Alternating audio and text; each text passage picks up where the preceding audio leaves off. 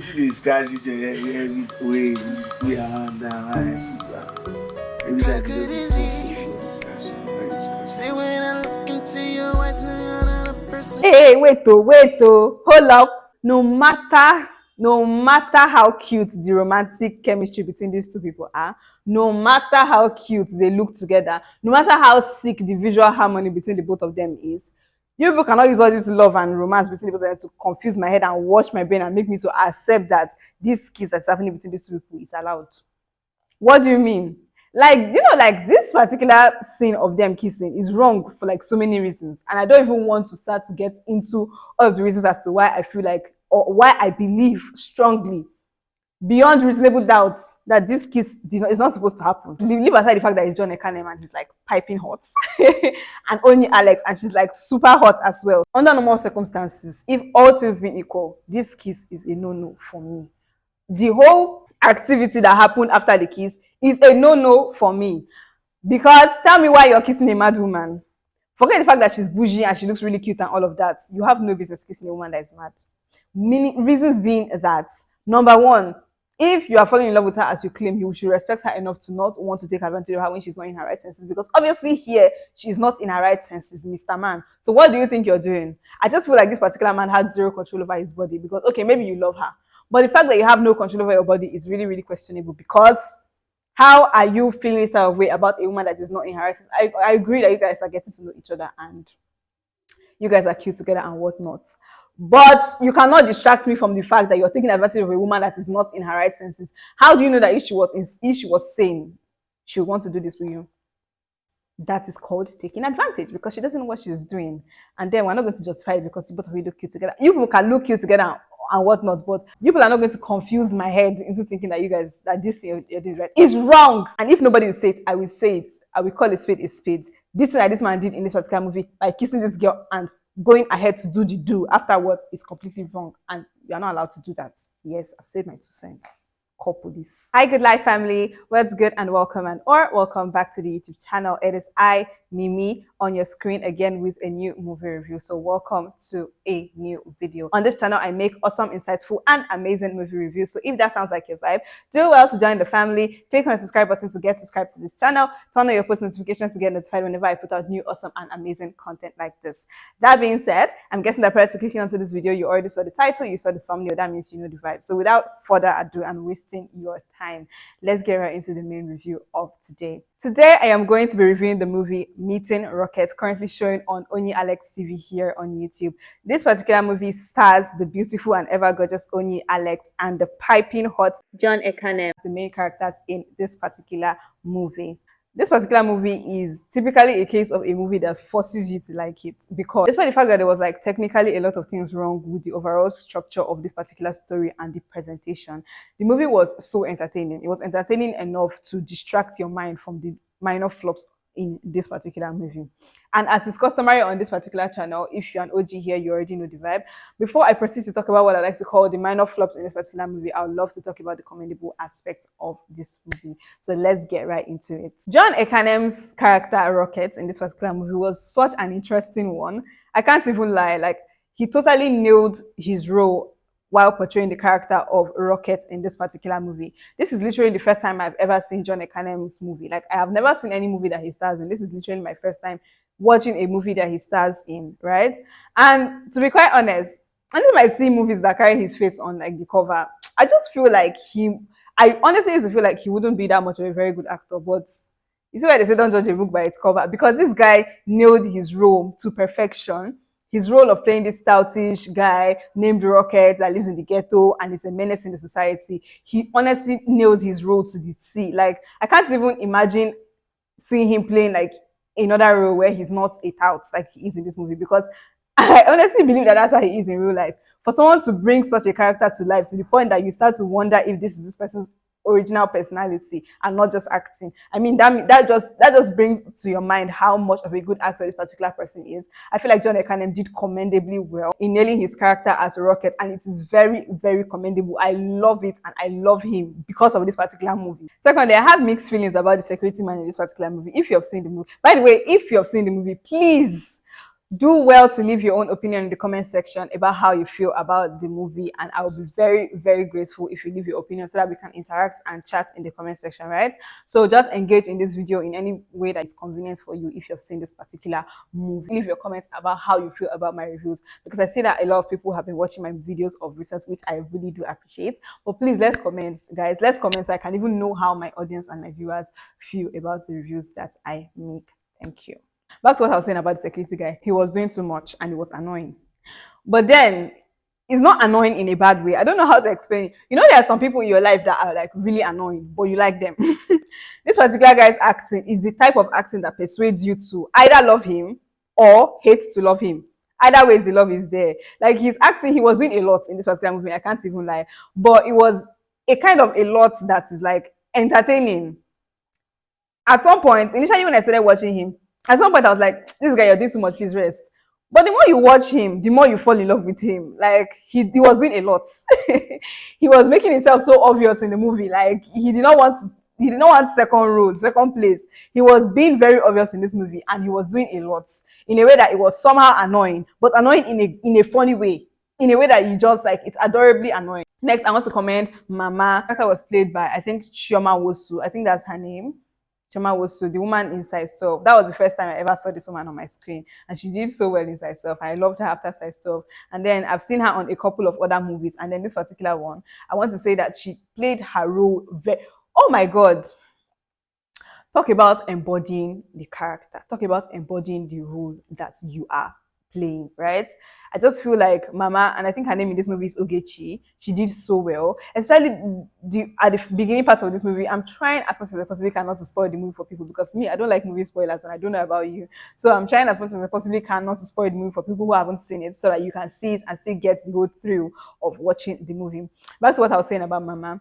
Mama's character here, when she started playing that, when she was acting that in that depressed state that she was, she did so well. She put in so much energy. She put in, like, she brought her whole person into the game, from her facial expressions to her overall, demeanor, her body language and everything. I think she did commendably well, like chef's kiss. There's something about Onyi Alex's portrayal of a mad person that just didn't do it for me. I don't know if I'm the only person that felt like that. Don't get me wrong. I feel like she's a good actress, but then I don't think she kills every role, as opposed to what a lot of people might think. For me, in this particular movie, there's something like she did really good. At the initial part of this movie, when she was still sane, I think she brought life to her character, and I think she played her role very, very commendably well. But then there's just something about her portrayal of being mad that I think she lost me there, right? All through the while that she was sane and receiving all of like the negative side of Mama's emotions in this particular movie, I think she did very well. Her body language, her facial expressions, her overall demeanor, was in the game. But then there's just something about her being mad that did not sit right with me. Like there's just a way she portrayed the character of a mad person.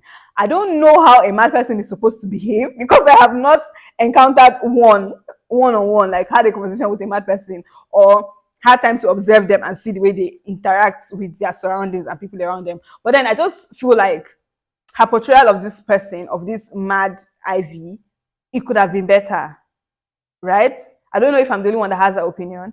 I'm not saying she did bad in general. I'm saying when the switch happened to the part where she lost her senses, she lost me there. The part where she was just Ivy, the same Ivy who was going to work and doing all of the things that she needed to do in life, she was doing commendably well. But then there's just something about her portrayal of a mad woman that it didn't do it for me, right? I just feel like it could have been better. All of that being said, let us proceed to talk about the minor flops.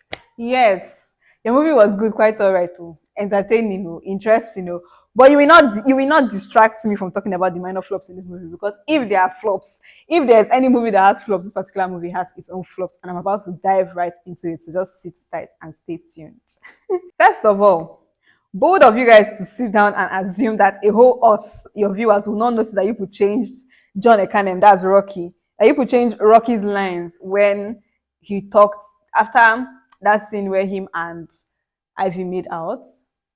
Both of you guys assume that will not notice that he could change the lines. The things that he said in the reality was different from what he said in the flashback. If anybody did not notice, it's me. I noticed this very well. Like, I mean, you people didn't have to do us dirty like that. What do you take us for? What do you take us for? Children. I actually noticed, like, I didn't even like have to go back and replay it and come back. I noticed it instantly. The lines were so different. Even a blind person, okay, a blind person can hear, but even the blind can tell that there was an obvious difference between the lines. The lines in the first time that it happened and the lines in the flashback is really crazy because they could have simply and easily just used two different cameras to video from like two different angles and play one in real time and the other one in like the flashback. People didn't need to come and try to wind our head by changing the guy's lines. Like, how is it possible that what he said in reality is different from what he said in the flashback? I mean, now it's not the same talk. People should not be doing us like that now. You people should not be doing us like that. It's not right. Secondly, Ivy, Inspector Gadgets. How Ivy was able to trace Rocky from her house to his place in the ghetto.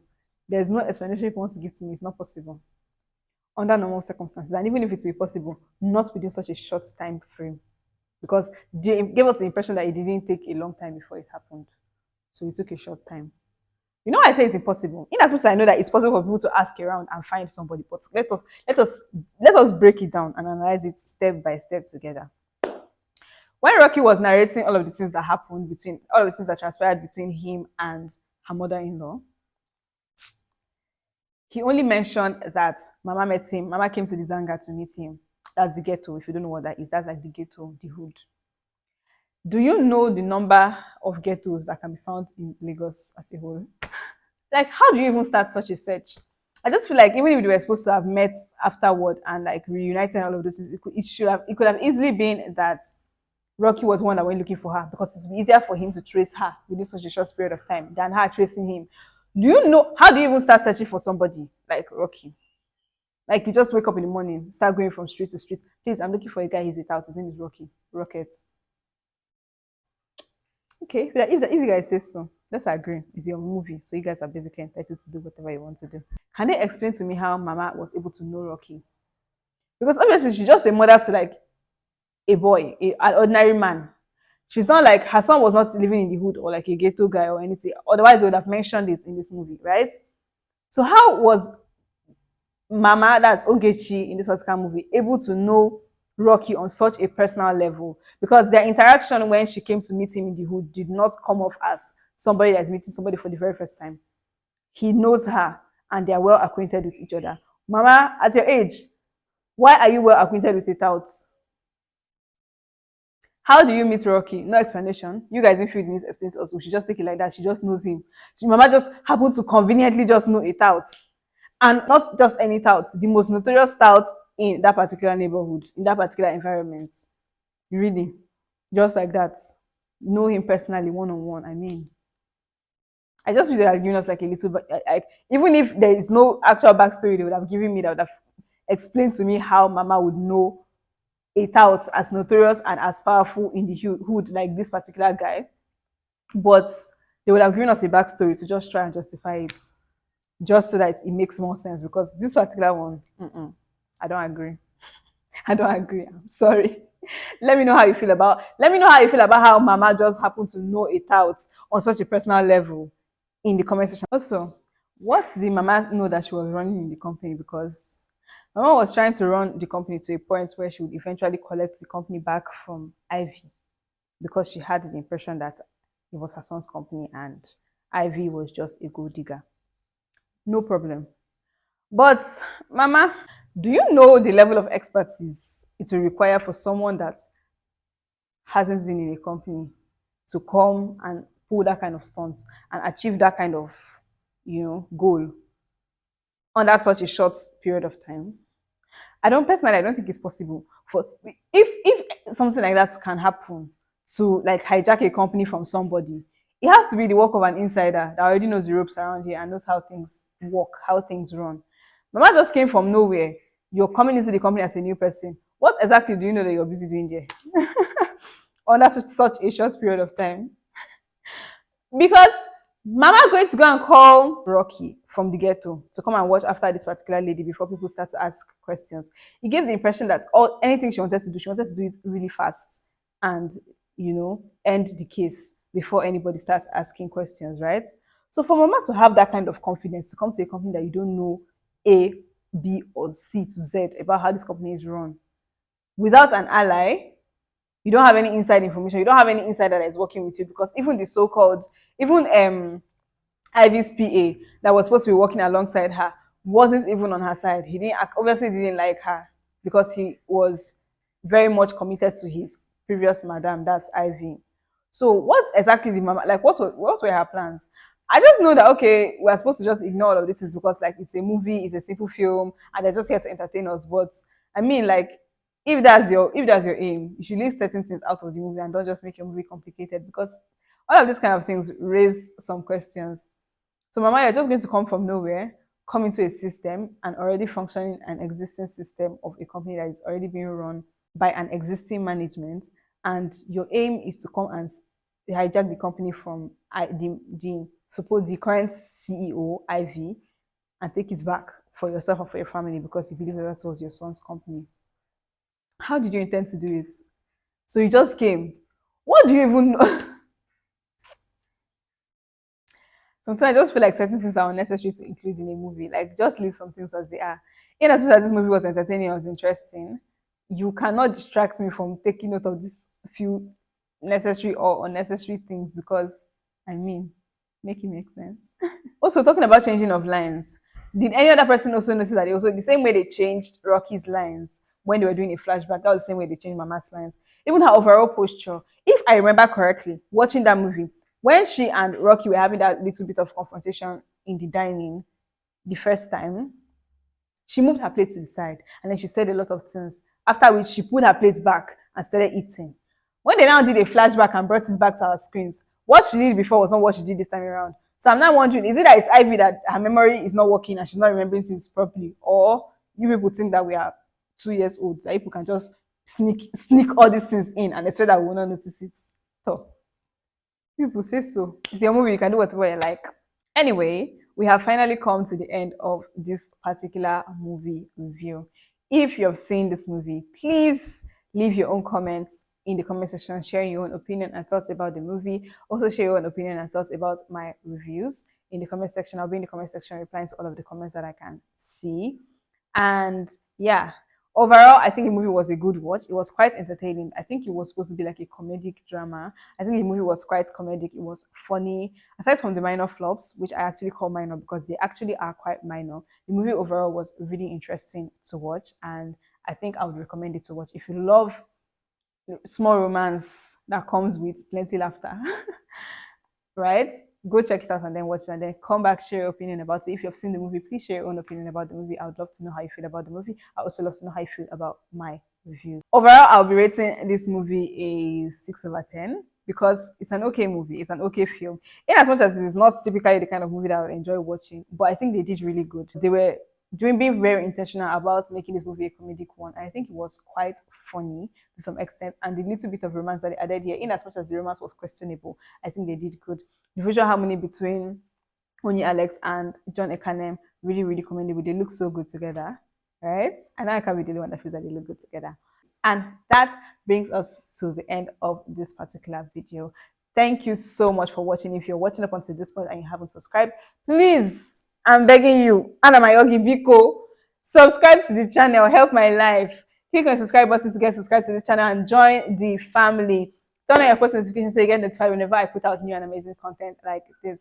And thank you so much for watching. If you have watched up until this point, I really love and appreciate your efforts in supporting my life. Thank you so much. And until I come again to your screen, I remain your girl, Mimi, not CK. Thank you so much for watching, and I love you all dearly. Bye.